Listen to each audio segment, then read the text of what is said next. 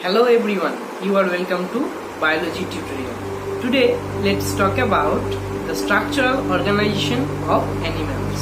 তুমি কি ক্লাস 11 এর সাথে সাথেই পরবর্তী মেডিকেল এবং বিভিন্ন এন্ট্রান্স এক্সামে বসার প্রস্তুতি নিচ্ছ?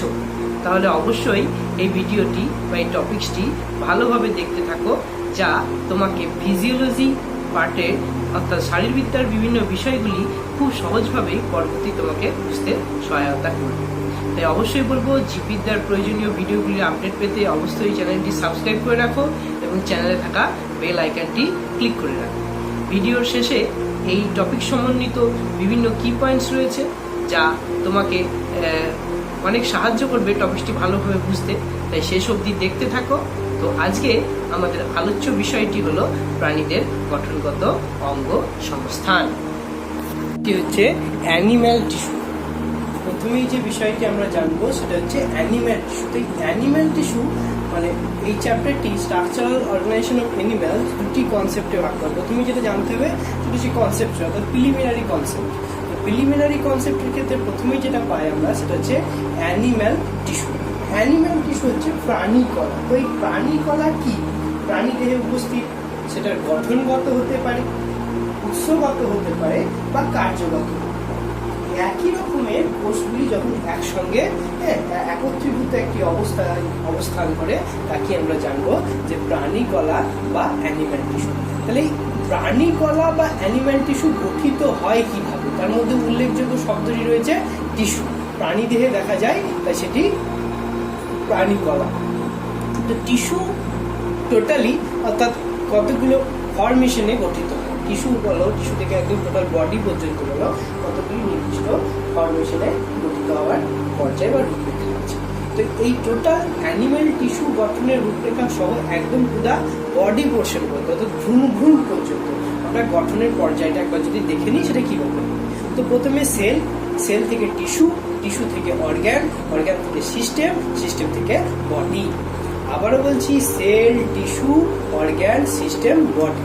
তো এই বডি এখানে বডি বলতে মূলত ভ্রূণজ স্তর, এক কথায় না এমব্রায়োনিক লেয়ার, অর্থাৎ ফার্স্ট ফরমেশনের বডি অর্থাৎ দেহ তৈরির ক্ষেত্রে ফার্স্ট যে ফরমেশনটা আমরা পাই সেটা প্রথমে যেটা গঠিত হয় সেটা হচ্ছে এমব্রায়োনিক লেয়ার, বা একে অন্য নামে ডাকলে জার্ম লেয়ারও বলা যেতে পারে। তো এমব্রায়োনিক লেয়ার বা যে জার্ম লেয়ার রয়েছে তার তিনটে স্তর রয়েছে। কি রয়েছে? তিনটে স্তর রয়েছে। একেবারে যে বাইরের দিকে অবস্থিত সেটাকে বলা হয় এক্টোডার্ম, তারপরে মধ্যবর্তী যেটা রয়েছে সেটি মেসোডার্ম, এবং শেষে যেটা রয়েছে সেটা হচ্ছে এন্ডোডার্ম বা ভিতরটা। তো এই তিনটে স্তর রয়েছে, একটো, মেসো আর এন্ডো। এই যে জার্ম লেয়ার রয়েছে সেই জার্ম লেয়ার থেকে বা এমব্রায়োনিক লেয়ার থেকে, অর্থাৎ জার্ম লেয়ার এক প্রকার বিভিন্ন কোষের সমন্বয়, বিভিন্ন কোষের সমন্বয় পরবর্তীকালে রিফরমেশন করে টিস্যুতে। এটাই আমাদের আলোচনার বিষয়, টিস্যু থেকে সেটা যখন আরো ডেভেলপড হয় অর্গ্যানে তৈরি হয়, তাহলে সিস্টেম, বডি ক্রমান্বয়ে এইভাবে চলতে থাকছে। এগুলো হচ্ছে একটার সঙ্গে একটা রিলেশন। তো আমাদের মূল বিষয়টা হচ্ছে আজকে টিস্যু বা কলা। তো এই মূলত প্রাণী কলা, অ্যানিম্যাল টিস্যু। তো অ্যানিম্যাল টিস্যু প্রথমে আছে টিস্যুতে। Tissue is a Latin word. Texture অর্থাৎ টু ওয়ার্ক। কি করে না, বিভিন্ন কলা যখন প্রাণী দেহে কাজ করে সেটা হচ্ছে প্রাণী কলা, অ্যানিম্যাল টিস্যু। অ্যানিম্যাল টিস্যু সম্বন্ধিত যে বিভিন্ন শাখাগুলো আছে বা যে শাখায় অ্যানিম্যাল টিস্যু সম্বন্ধে মানে ফার্স্টলি এক্সপ্লেনেশন করা হয় খুব ভালোভাবে, সেই শাখাগুলির মধ্যে উল্লেখযোগ্য বিশেষভাবে নামকরণ হচ্ছে হিস্টোলজি। এই হিস্টোলজি যে শাখাটি রয়েছে সেটি হচ্ছে বিজ্ঞানী মেয়ার হিস্টোলজি শাখা এবং হিস্টোলজি বিশেষ করে শব্দটি প্রণয়ন করেন দ্য বিজ্ঞানী মেয়ার 1819 খ্রিস্টাব্দে। বিজ্ঞানী প্রথম হিস্টোলজি শব্দটি প্রবর্তন করেন। এবং যে হিস্টোলজি শাখা বলছিলাম যেখানে যেটা পড়াশোনা করা হয়, হিস্টোলজি একটি শাখা যেখানে পড়াশোনা করা হয়, অর্থাৎ হিস্টোলজি শাখা সম্বন্ধিত প্রাণী কলা সম্বন্ধিত বিভিন্ন জ্ঞান আহরণ করার জন্য যে বিষয়ে আলোচনার বিষয়টি, সেটি প্রথম ম্যান পিজি এই কলার মানে এই কলার উপর পড়াশোনার জন্য হিস্টোলজি শাখা হলো। বিজ্ঞানীর নাম হচ্ছে ম্যালপিজি। শব্দটির প্রথম ব্যবহার করেন মেয়ার, আর এই শাখাটি প্রথম পড়াশোনার জন্য ব্যবহার করেন সেটা হচ্ছে ম্যালপিজি। তো এইটাই আমাদের নর্মালি যে ঘটনাটা পাচ্ছি, এটা হচ্ছে preliminary concept of animal tissue. আমরা কিভাবে এর শাখাগুলো রয়েছে, আমরা টিস্যু কোথা থেকে পেলাম সেই সম্বন্ধিত আলোচনা। যেহেতু আমরা হিস্টোলজি পর্যন্ত চলে এসেছি, হিস্টোলজি যেহেতু একটা শাখা, তো হিস্টোলজির সংস্পর্শীয় দুটো বিশেষ টার্ম আছে। একটা হচ্ছে হিস্টোজেনেসিস এন্ড অ্যানাদার ওয়ান দা হিস্টোলাইসিস। তো হিস্টোজেনেসিস আর হিস্টোলাইসিস, হিস্টোজেনেসিস হচ্ছে অর্থাৎ যেখানে বিভিন্ন কলা এবং অঙ্গ গঠন হয়। বিভেদিত কোষ থেকে এই যে সেল পাচ্ছিলাম আমরা, সেল থেকে বিভিন্ন কলা গঠন হচ্ছে এবং অঙ্গ গঠন হচ্ছে। তাহলে এই যে টোটাল কলা এবং অঙ্গ, এই দুটো যে ঘটনায় যে গঠন হচ্ছে, এই যে পর্যায়টা, এটা হচ্ছে হিস্টোজেনেসিস। কি না, হিস্টোজেনেসিস। আর আরেকটা যেটা আমরা পাবো সেটা হচ্ছে হিস্টোলাইসিস। কি বলছি আমরা, হিস্টোলাইসিস অর্থাৎ কলা বিনষ্ট হওয়ার ঘটনা। তাহলে এটা হিস্টোজেনেসিস,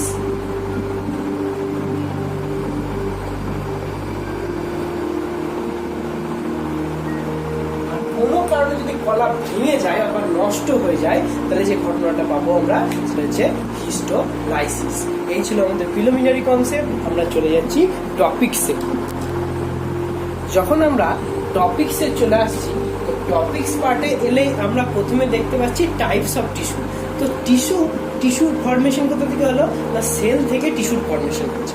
এবং বিশেষভাবে সেলের যে এক কথায় বলা যেতে পারে যে সেলের অন্তঃকোষীয় পদার্থের যে পরিমাণ, সেলের মধ্যস্থিত অন্তঃকোষীয় পদার্থের পরিমাণ, মূলত আমরা এখানে ভিত্তিটা কার উপর দেখবো না, প্রোটোপ্লাজমের উপর ভিত্তি দেখবো। কার উপর ভিত্তি দেখবো না, প্রোটোপ্লাজমের উপর। প্রোটোপ্লাজমের উপর ভিত্তি করে, এবং যেহেতু সেল থেকে টিস্যু ফরমেশন হচ্ছে, তাই টিস্যু টাইপস আমরা দেখতে পেলে এখানে দেখবো টিস্যুর 4 প্রকার টাইপস আছে। কি কি রয়েছে না, 4 প্রকার। First one epithelial tissue, then connective tissue, then muscle tissue, and next one the neural tissue. আবারও বলছি,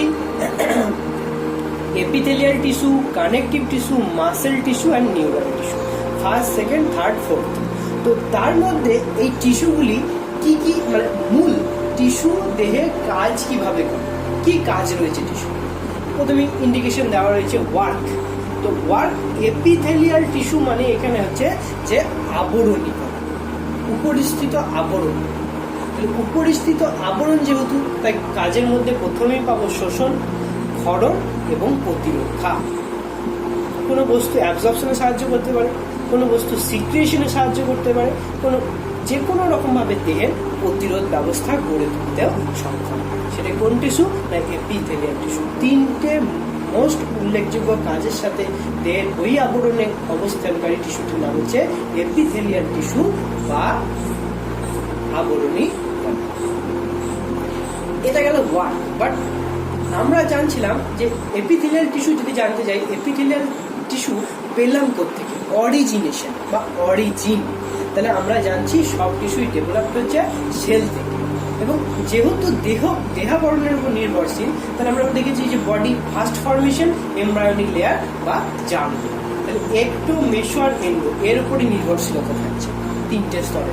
তো সেক্ষেত্রে এপিথেলিয়াল টিস্যু কিন্তু সবসময় অরিজিনেশন বা উৎপত্তি 3টের উপরেই নির্ভরশীল, এক্টোডার্ম, এন্ডোডার্ম অ্যান্ড মেসোডার্ম। আগে মেসো বা এন্ডো কোনো অসুবিধা নেই, 3টে স্তর থেকেই কিন্তু উৎপত্তি লাভ করছে কে না, epithelial tissue. Again say ectoderm, mesoderm and endoderm. দ্বিতীয় যেটাই আমরা চলে যাচ্ছি সেটা হচ্ছে কানেকটিভ টিস্যু, যোগ কলা বা যোজক কলা। তো এই কানেকটিভ বা যোজক কলা যেহেতু একটার সাথে আরেকটার কন্টেন্সিটি বর্তমান রাখছে, সেজন্য ইহা তরলতায় বর্তমান, বা এর অন্যভাবে একে আমরা ডাকতে পারি বাহক কলা। সেই বাহক কলার মধ্যে মূল দুটো ফরমেশন রয়েছে, one is the blood and another the lymph, অর্থাৎ রক্ত এবং লসিকা। এই রক্ত এবং যে লসিকা রয়েছে তার মূল ফরমেশন, দেহবরণের ক্ষেত্রে মূল ফরমেশন হচ্ছে ধারণ এবং যৌগকরণ। অর্থাৎ দেহের বিভিন্ন অন্তঃআণবিক বস্তুকে ধারণ করে এক স্থান থেকে অন্য স্থানে পৌঁছে দেওয়া এবং বিভিন্ন যৌগের সমন্বয় করতে সাহায্য করে। সেটা কোন কলা না কানেকটিভ টিস্যু বা যোজক কলা। এর ফুল এক্সপ্লেনেশন উইথ ওয়ার্ড আমরা পরবর্তীকালে যখন যোজক কলা বা কানেকটিভ টিস্যুতে আসবো তখন বুঝতে পারবো। তো এর উৎপত্তি কি? এর উৎপত্তি কিন্তু শুধুমাত্র মেসোড্রাম থেকে, অর্থাৎ মধ্যবর্তী কলা, যে এমব্রায়োনিক বা জার্ম লেয়ার পেয়েছিলাম তার মধ্যবর্তী স্তর থেকে কিন্তু কি রয়েছে না কানেকটিভ টিস্যু উৎপত্তি, মেসোড্রাম। পরবর্তীকালে যেটা আমরা দেখছি সেটা হচ্ছে মাসেল টিস্যু। মাসেল শব্দের অর্থ হচ্ছে স্পেসি, অর্থাৎ তোমরা বিভিন্ন মানে দেহের বিভিন্ন যে পেশি রয়েছে সেইগুলো।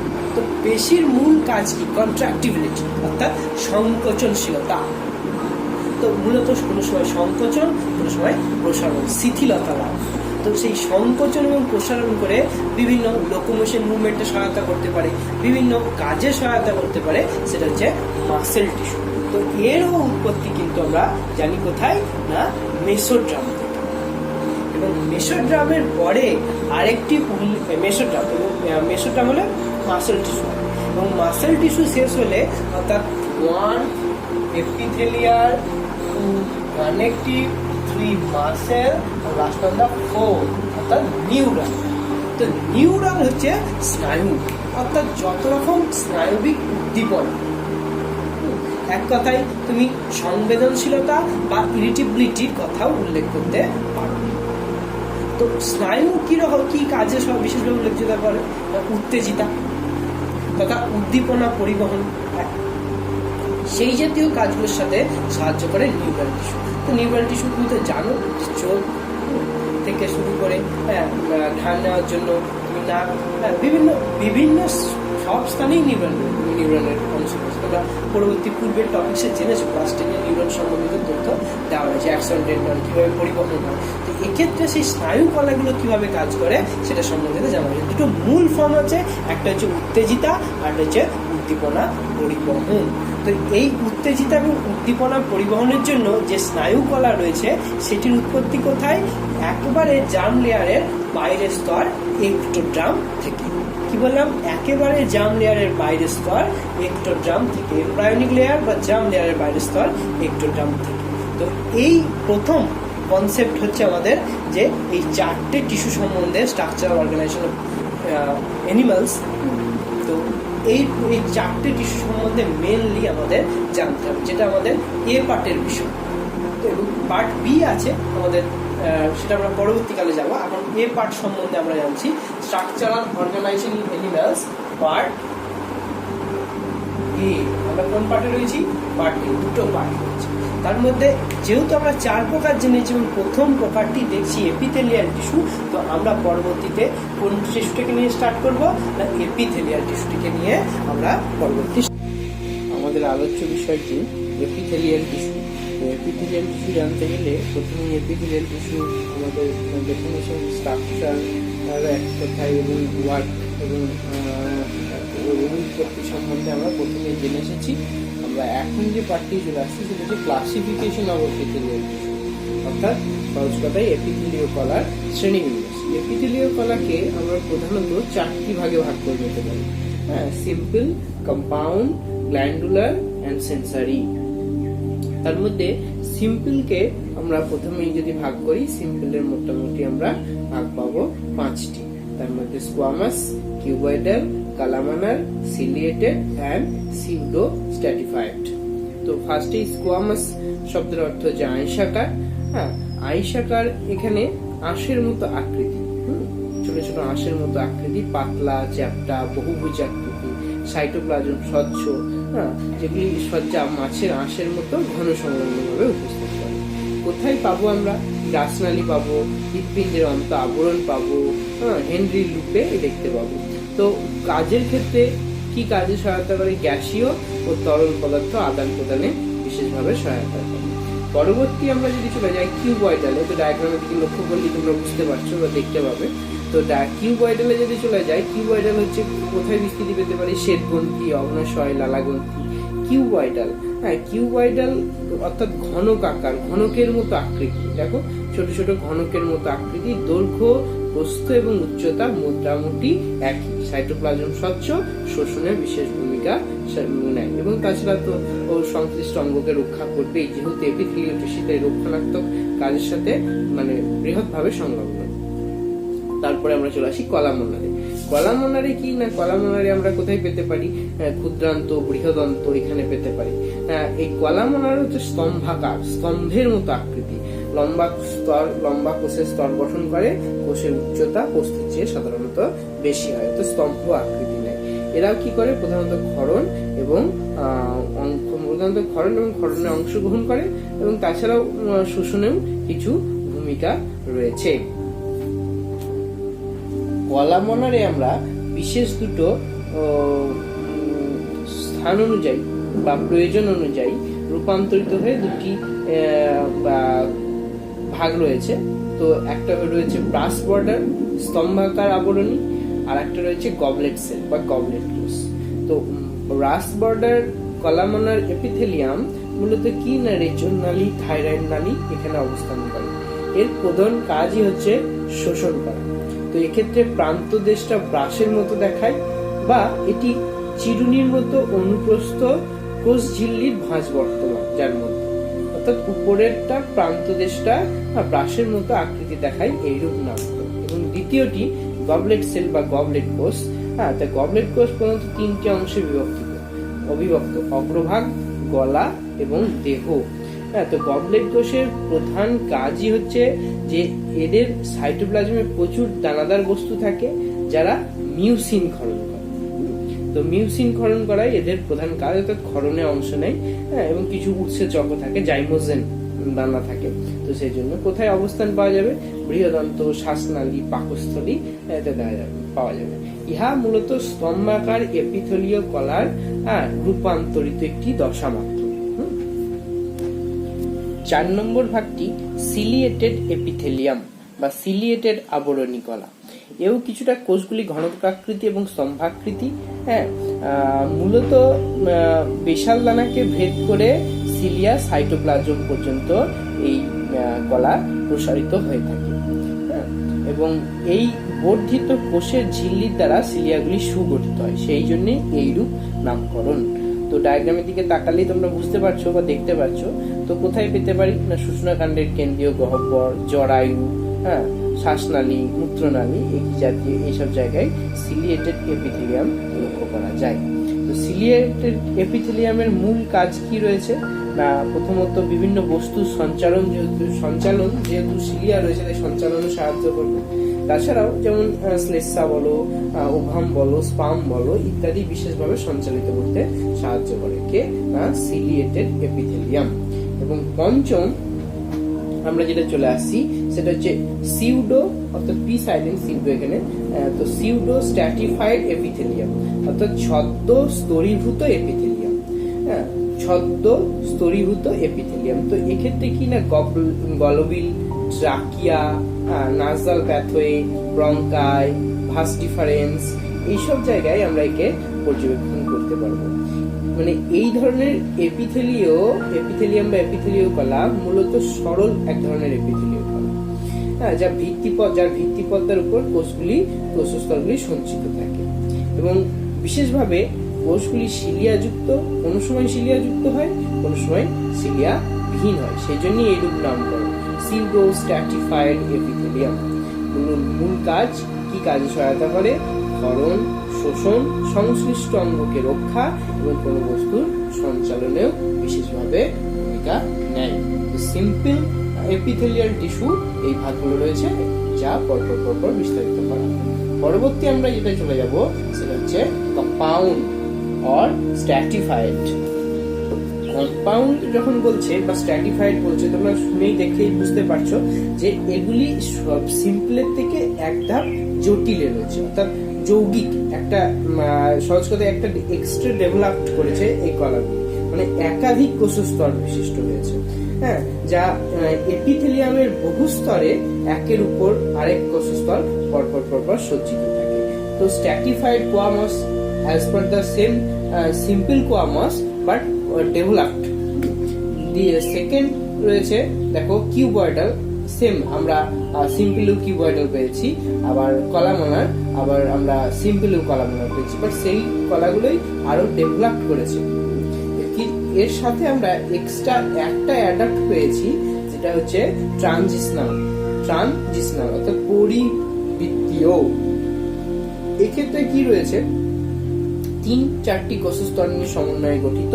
হ্যাঁ, উপরের স্তরের কোষগুলি বৃহদাকার, চ্যাপ্টা বহুভুজাকৃতি, এবং বিশেষভাবে যেটা দেখতে পাওয়া যাবে না, এই কলা এক স্তর বিশিষ্ট সরল, আবার কোন সময় বহু কোষস্তর যুক্ত যৌগিক আবরণী কলার মাঝামাঝি স্থান দখল করে অবস্থান করে। কোথায় দেখতে পাবো আমরা? গভীনি দেখতে পাবো, ইউরিন ব্লাডারে দেখতে পাবো। এবং কাজে সহায়তা করে? কাজের মধ্যে ক্ষতিকারক পদার্থকে দেহ থেকে বাইরে নির্গমন করায়, অর্থাৎ ইউরিন থেকে। এবং দেহের যে জলীয় অংশ আছে ইউরিনের মধ্যে যেতে একটা বাধা সৃষ্টি করে, অর্থাৎ দেহে যেন কোন রকম ভাবে ডিহাইড্রেট না হতে পারে। তো সেই জাতীয় কাজ যেটা করে থাকে সেটা হচ্ছে ট্রানজিশনাল হচ্ছে পরিবৃত্তীয় এপিথেলিয়াম, যেটি কম্পাউন্ড আর স্ট্র্যাটিফাইড কলার একটি বিভাগ। 3 নম্বর আমরা যেটা চলে আসছি সেটা হচ্ছে গ্ল্যান্ডুলার এপিথেলিয়াম। তো গ্ল্যান্ডুলার এপিথেলিয়াম জানার আগে যেটা লাগবে সেটা হচ্ছে গ্ল্যান্ডস তো তোমরা জানো, একটা সিঙ্গেল সেলুলার, অর্থাৎ যার এক্সাম্পল আমরা একটু আগে জেনে নিলাম যে গবলেট সেলস, আর একটা হচ্ছে মাল্টিপল সেলুলার। অর্থাৎ মাল্টিপল সেলুলারের মধ্যে 3টে রয়েছে, কি না endocrine, exocrine and mixed. Endocrine and mixed. Endocrine, exocrine and mixed কি তা তোমাদের মোটামুটি জানা। কেন না, এন্ডোক্রাইন হচ্ছে বহিঃক্ষরা সনাল গ্রন্থি, হ্যাঁ, তারপরে তোমার এক্সোক্রাইন বহিঃক্ষরা বা সনাল গ্রন্থি, এন্ডোক্রাইন অন্তঃক্ষরা গ্রন্থি বা নালীবিহীন গ্রন্থি। নালীবিহীন গ্রন্থির মধ্যে থাইরয়েড, পিটুইটারি এগুলো পেয়ে যাবে। এক্সোক্রাইন বা বহিঃক্ষরার মধ্যে লালা গ্রন্থি, কর্মগ্রন্থি এগুলো পেয়ে যাবে। মিক্সড গ্ল্যান্ড অর্থাৎ মিশ্র গ্রন্থির মধ্যে অগ্নাশয়, শুক্রাশয় পেয়ে যাবে। তো এইগুলো প্রথমত মাল্টিপল যে সেলুলার গ্ল্যান্ডস আছে তার বিভাগ এন্ড এক্সাম্পল।